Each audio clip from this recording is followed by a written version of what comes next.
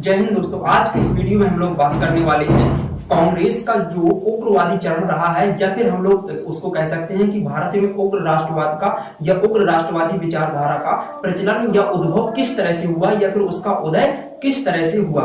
तो इस वीडियो में इसी के बारे में हम लोग बात करने की कोशिश करेंगे।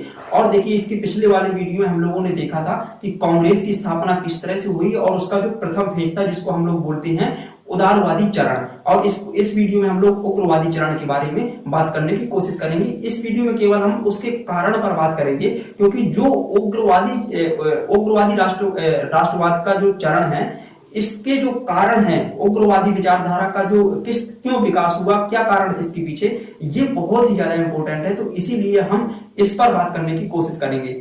देखिए, जो बाल गंगाधर तिलक ने कहा है कि जो आज के उदारवादी हैं वो कल के उग्रवादी थे, और जो कल उदारवादी हो जाएंगे वो ही आज के उग्रवादी हैं। मतलब जो आज उग्रवादी हैं वो कल उदारवादी हो जाएंगे। ठीक उसी तरह से जो कल उदारवादी थे और जो कल उग्रवादी थे आज उदारवादी हो गए हैं। तो ये बाल गंगाधर तिलक ने कहा है। तो इससे आप लोग समझ सकते हैं कि मतलब जो अभी नया नया आया था कांग्रेस में, तो वो काफी ज्यादा उग्र रूप में काम कर रहा था। मतलब उसकी विचारधारा भी काफी ज्यादा उग्र थी। धीरे धीरे वो उदारवादी हो जाएगा।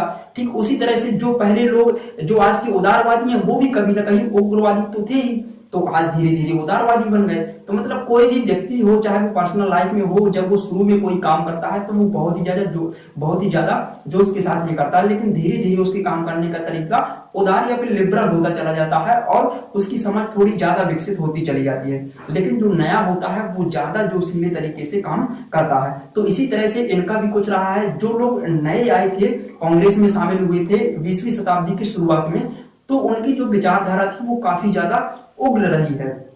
और जो पहले थे, यानी कि कांग्रेस की स्थापना के आसपास 1885 में जो शामिल हुए थे, तो उनकी विचारधारा काफी ज्यादा उदार रही है, क्योंकि जो लोग शुरू में शामिल हुए थे वो काफी समय से संघर्ष कर रहे थे, तो वो धीरे धीरे उदार हो चुके थे। देखिए, जो उग्रवादी नेता थे तो उनके काम करने का तरीका बिल्कुल अलग था, क्योंकि उदारवादी एकदम अनुनय एवं विनय की नीति या फिर प्रार्थना पत्रों के माध्यम से अपनी बात ब्रिटिश सरकार से मनवाते थे। लेकिन उग्रवादी विचारधारा का ऐसा मानना था कि हम लोग हाथ जोड़कर या फिर विनय की नीति से, प्रार्थना पत्रों के माध्यम से, प्रस्ताव के माध्यम से हम लोग अपनी बात को ब्रिटिश सरकार के द्वारा नहीं मनवा सकते हैं। तो इस तरह से जो उग्रवादी विचारधारा के लोगों का मानना था, या उनका जो दृष्टिकोण था, तो उनका दृष्टिकोण यही था कि हम लोगों को एक आंदोलन का रास्ता अपनाना है और हम लोग आंदोलन के माध्यम से भारत की अर्थव्यवस्था में या फिर राजनीतिक व्यवस्था में सुधार लाने की कोशिश करेंगे। उनका ऐसा मानना था। जबकि जो उदारवादी थे वो तो सीधा यही चाहते थे कि हम लोग एकदम ब्रिटिश सरकार के साथ में मिलकर काम करेंगे और उनसे साथ में जब मिल जाएंगे, उनके साथ में व्यवहार बनाएंगे, दोस्ती बनाएंगे, अपने अच्छे संबंध बनाएंगे, तो कहीं ना कहीं ब्रिटिश सरकार हमारा आर्थिक या फिर राजनीतिक पुनरुत्थान करने का प्रयास करेगी। जबकि उग्रवादी लोगों का ऐसा मानना नहीं था। जो उग्रवादी लोग थे उनका देखिए, जो प्रेरणा का स्रोत था, उनका मुख्य रूप से प्रेरणा का स्रोत भारतीय इतिहास रहा है और भारतीय दर्शन या फिर भारतीय संस्कृति उनकी प्रेरणा का स्रोत रही है। जबकि जो उदारवादी थे वो कहीं ना कहीं पाश्चात्य शिक्षा से ज्यादा प्रभावित रहे हैं, क्योंकि पाश्चात्य शिक्षा में उन्होंने उदारवादी विचारों को ज्यादा फॉलो किया था। तो इस तरह से दोनों के काम करने के तरीके में अंतर था, जबकि दोनों के लक्ष्य एक थे। देखिए, जो उग्रवादी तरीके के फॉलो करने वाले प्रमुख लोग थे, तो उनमें देखिए कौन कौन से थे। बिपिन चंद्र पाल, लाला लाजपत राय, बाल गंगाधर तिलक, अरविंद घोष, और इसके अलावा जो राजनारायण बोस, ये बंगाल से थे, ये भी उसमें थे। महाराष्ट्र के थे विष्णु शास्त्री चिपलूणकर, तो ये महाराष्ट्र से थे और ये भी उग्रवादी तरीके की विचारधारा को फॉलो करने वाले व्यक्ति थे। तो इस तरह से ये कुछ खास लोग रहे हैं जो कि उग्रवादी तरीकों को फॉलो करते थे। देखिए, जो बाल गंगाधर तिलक थे, इन्हें उग्र राष्ट्रवाद का जनक कहा गया है, क्योंकि इन्होंने उग्र राष्ट्रवाद को बढ़ाने में सबसे ज्यादा अहम भूमिका निभाई थी। जो बाल गंगाधर तिलक थे, इन्होंने स्वराज शब्द से भी लोगों को परिचित कराया उस टाइम पर। लेकिन उस टाइम पर आप लोगों को, जैसे कि मैं पिछले वीडियो में बता चुका हूं, कि जो बाल गंगाधर तिलक ने स्वराज प्राप्ति का नारा दिया, तो वहां पर स्वराज शब्द का मतलब कुछ और था। देखिए जो बाल गंगाधर तिलक ने स्वराज प्राप्ति के लिए बोला था, तो यहाँ पर स्वराज शब्द का मतलब क्या था? यहाँ पर स्वराज शब्द का मतलब था कि हम लोग एक डोमिनियन स्टेट बन जाए, यानी कि अप्रत्यक्ष रूप से हम लोग किसके अंडर में रहें? ब्रिटिश सरकार के, लेकिन हम लोग प्रत्यक्ष रूप से अपना शासन स्वयं करें, मतलब अपना शासन चलाने में हम लोग स्वयं सक्षम हो जाए, हमको स्वयं अधिकार दे दिया जाए। तो ये था स्वराज प्राप्ति का लक्ष्य बाल गंगाधर तिलक के अनुसार। लेकिन जो स्वराज शब्द था इसका मतलब धीरे धीरे बाद में बदल गया। जैसे ही क्रांतिकारी आंदोलन ज्यादा तीव्र मात्रा में बढ़ने लगे, तो वहां पर जो कुछ लोग थे तो उन्होंने कह दिया कि स्वराज प्राप्ति का मतलब सीधा यही है कि हम लोग पूरी तरह से स्वतंत्र हो जाएं, या फिर स्वराज शब्द का मतलब यह हो गया बाद में कि पूर्ण स्वतंत्रता हमको प्राप्त होनी चाहिए। तो यह स्वराज शब्द का मतलब हो गया। जबकि जो बाल गंगाधर तिलक ने स्वराज शब्द कहा था तो वो एक डोमिनियन स्टेट की कल्पना कर रहे थे। तो इस तरह से बाल गंगाधर तिलक ने कहा था। देखिए जो भारत में जिस तरह से उग्र राष्ट्रवाद का विकास हुआ, या फिर उग्र राष्ट्रवादी विचारधारा का उद्भव हुआ, उसके पीछे कौन कौन से कारण थे? तो देखिए पहला कारण तो यही है कि जो ब्रिटिश सरकार ने जो नीतियां बनाई थी, वो सारी नीतियां ब्रिटिश सरकार के पक्ष में काम कर रही थी, या फिर उन्हीं के हित में काम कर रही थी। वो अप्रत्यक्ष रूप से केवल चाहते थे कि हम भारतीयों की हेल्प कर दें, ताकि भारतीय किसी तीव्र आंदोलन का रास्ता ना अपनाएं। जबकि वो वास्तविक रूप से उनकी ऐसी मंशा नहीं थी भारत का विकास करना। वो भारत के संसाधनों का दोहन करते चले जा रहे थे, और क्या हुआ था, इसके कारण से भारत की अर्थव्यवस्था बिल्कुल नीचे चली जा रही थी। तो ये था। देखिए उस टाइम पर 1896 से लेकर 1900 के मध्य में ढेर सारे अकाल पड़े।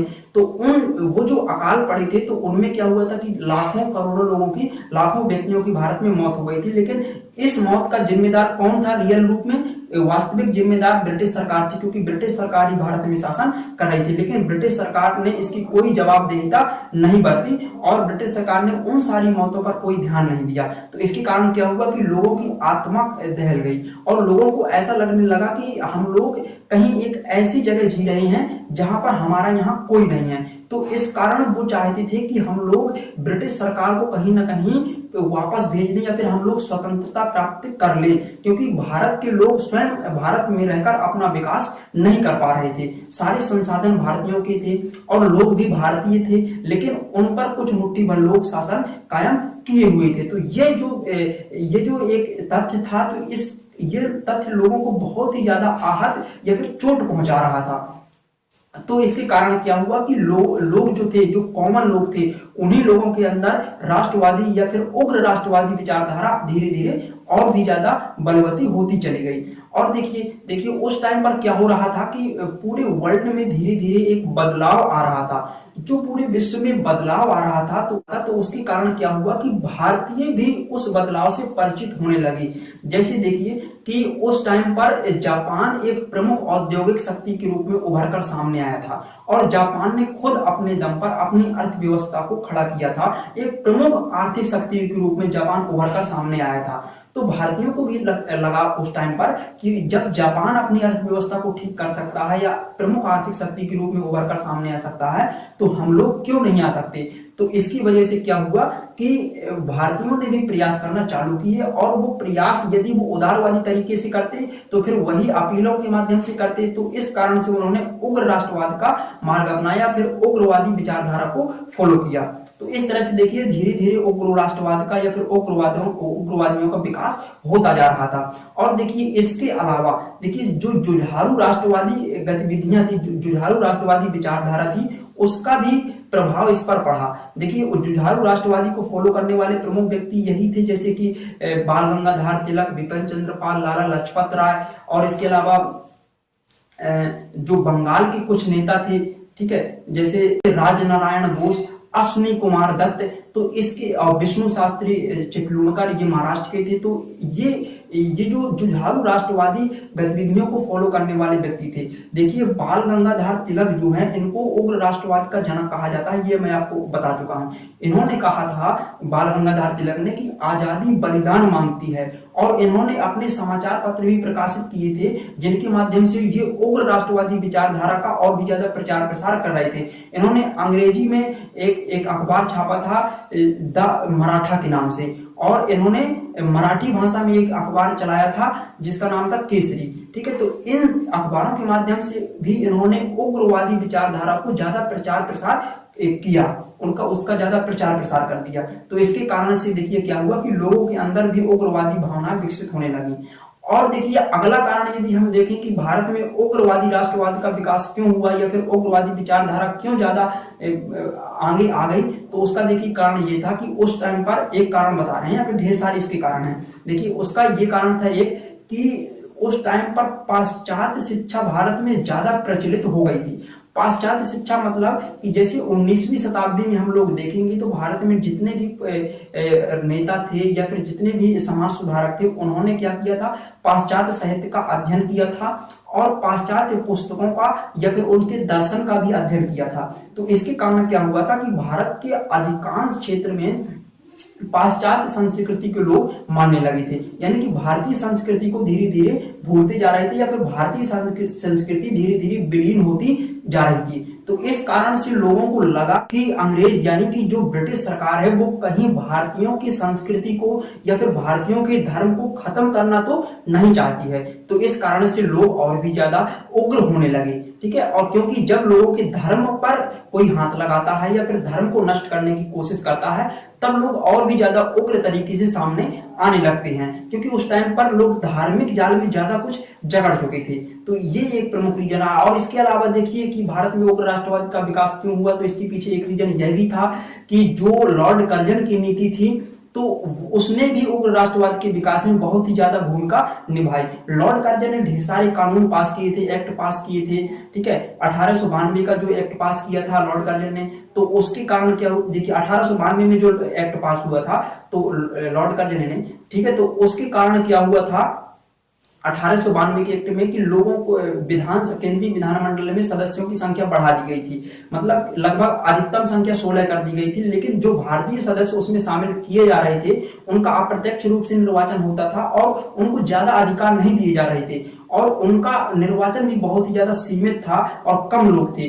देखिए उनका जो भारतीय लोग थे वो कहीं भी बजट पर भी नियंत्रण नहीं रख पा रहे थे, मतलब यदि बजट को पास करना है तो केवल गवर्नर जनरल की कार्यकारिणी परिषद के द्वारा उसको पूरी तरह से पास किया जा सकता था, भारतीय उस पर हस्तक्षेप नहीं कर सकते थे। तो इसके कारण लोगों के अंदर एक ऐसी भावना आने लगी कि हम लोगों को शासन में भागीदारी क्यों नहीं मिल रही है, ठीक है। तो इस तरह से लोग सामने आने लगे। इसके अलावा देखिए 1903 में लॉर्ड कर्जन ने क्या किया, बंगाल का विभाजन करने की घोषणा कर दी। जब बंगाल की विभाजन की खबर लोगों ने सुनी तो लोगों को लगा कि यार ये तो बहुत ही ज्यादा गड़बड़ हो रहा है, तो इसकी वजह से लोग और भी ज्यादा उग्र होने लगे, आंदोलन का रास्ता अपनाने लगे। फिर इसके बाद देखिए 1905 के बाद जिस तरह से देखिए बंग भंग आंदोलन चालू हुआ था, स्वदेशी आंदोलन, स्वदेशी एवं बहिष्कार आंदोलन चालू हुआ था, तो वे इसी के सब परिणाम थे।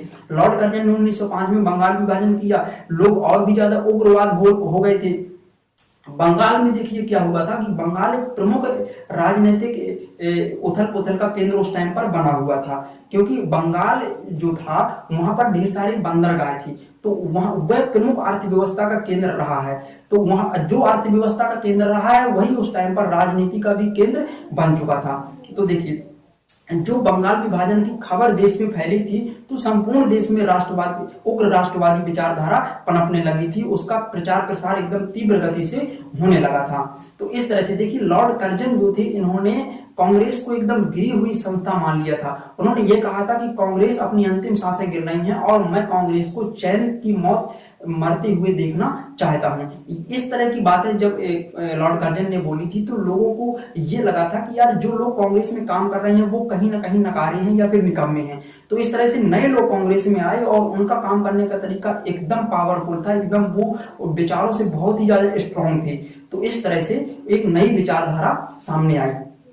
तो देखिए इस वीडियो में हम लोगों ने देखा है कि किस तरह से उग्रवादी विचारधारा का या फिर उग्र राष्ट्रवादी विचारधारा का भारत में उद्भव हुआ। अब इसके बाद हम लोग देखेंगे कि सूरत का विभाजन किस तरह से हुआ, कांग्रेस दो धड़ में किस तरह से बट गई, उदारवादियों और उग्रवादियों के बीच में मतभेद क्यों सामने आने लगे, क्यों उनके बीच में मतभेद हुआ। और इसके बाद देखिए जिस तरह से बंगाल का विभाजन हुआ, फिर उसके बाद बंगाल विभाजन का परिणाम क्या हुआ। अब देखिए बंगाल विभाजन का परिणाम क्या होना था, बंगाल विभाजन हुआ तो लोगों के अंदर और भी ज्यादा राष्ट्रवादी भावनाएं आने लगेंगी, तो इस तरह से इसके परिणाम और भी ज्यादा उग्र ही जाएंगे, राष्ट्रवाद का और भी ज्यादा विकास होगा, लोग स्वतंत्रता प्राप्ति के लिए और भी ज्यादा आतुर होने लगेंगे। तो उसके बाद देखिए 1915 में गांधी जी का जो टाइम आएगा तो थोड़ी कुछ टाइम तक शांति व्यवस्था का पालन किया जाएगा। और उसके बाद फिर धीरे धीरे से जो क्रांतिकारी गतिविधियां चली थी तो उसके कारण फिर से उग्रवादी कहीं ना कहीं अपने चरम रूप में सामने आते जा रहे थे। तो इस तरह से आप लोग समझ सकते हैं इन सारी घटनाओं को। देखिए ये जितनी भी हम लोग घटनाओं की यहाँ पर बात कर रहे हैं, यहाँ पर फैक्चुअल चीजों को देखने की कोशिश कम करेंगे। यहाँ पर जो कॉन्सेप्ट है उसको समझने की कोशिश करेंगे। देखिए यदि आप इस बात को समझ गए कि भारत में आखिर राष्ट्रवाद क्यों तीव्र गति से बढ़ता जा रहा था, उसके पीछे का रीजन क्या था, और उस टाइम पर जो विश्व में गतिविधियां चल रही थी तो उसका क्या भारत के राष्ट्रवाद के विकास में प्रभाव पड़ा, तो इसके माध्यम से आप लोग समझ सकते हैं। सारे इतिहास के पूरे जो सार है उसको समझने की आप लोग कोशिश कर सकते हैं इन सब चीजों को समझने के माध्यम से। तो चलिए दोस्तों बने रहिए।